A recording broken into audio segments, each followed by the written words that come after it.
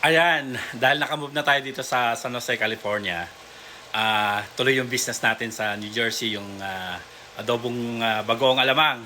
Kaya ito, gumagawa ulit tayo ng mga orders, di ba?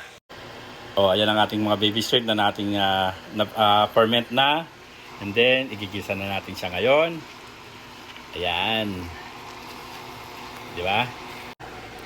So, ayan ang ating bagong alamang.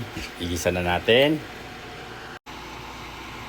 Lagyan natin ng suka, pang balance sa alat, siyempre pampatagal ng shelf life ng ating bagoong. Siyempre, sukal. Yan, para kontra sa alat. Ayan, pag nakulo na, lagyan na natin ng dinurog na chicharon. Bang sarap. Yan, haluin na natin. Bambango. Tsaka itong bagong ko hindi maamoy sa bahay kahit ilang ulit mong igisa. Hindi nangangamoy ang bahay, hindi malansa.